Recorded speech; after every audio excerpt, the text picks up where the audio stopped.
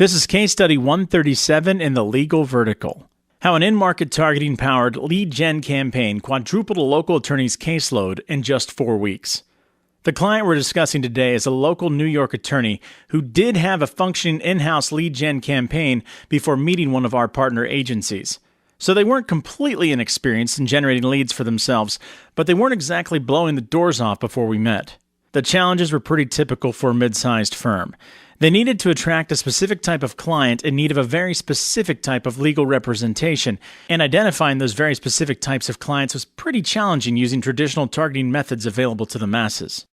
Our role in overcoming this challenge was, of course, to introduce our real-time behavior tracking, identity resolution, and AI technologies to the equation in order to identify potential clients who were, at that very moment, actively researching options related to the type of case the attorney handles.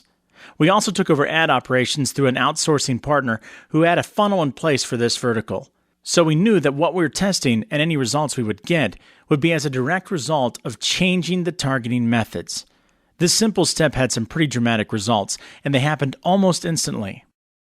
A short time after the new campaign went live with our targeting data, our partner agency received a message. The attorney had signed 4 new cases in the first 2 days, and was pretty impressed, intrigued even. Could these results keep up? Was probably the question on his mind. After the first week, the client checked in again. Now, let's pause for a second and talk about how this client was doing before in-market targeting. They were averaging around 17 new cases a month before. Using in-market targeting, they were getting 17 new cases a week. And that average held steady throughout the entire campaign, meaning in-market targeting quadrupled the results this client was getting. Now again, why this is true isn't a mystery, and it's certainly not an isolated case. Because throughout this series, we've shown you how the combination of real-time behavior tracking, identity resolution, where we can attribute all that behavior we collect to a real person, which is then analyzed by our machine learning AI, works in vertical after vertical and for client after client to find prospects who are actively researching and pursuing exactly what it is that our clients sell. Based on those results, as other clients have done, the push now will be to move to a multi-channel campaign, as this one was Facebook only, which is a capability not possible with other targeting methods at all. In-market targeting is permanent, portable, and owned and controlled by the client, which makes people-based, omni-channel marketing possible. Beyond that, there is a twist to the story.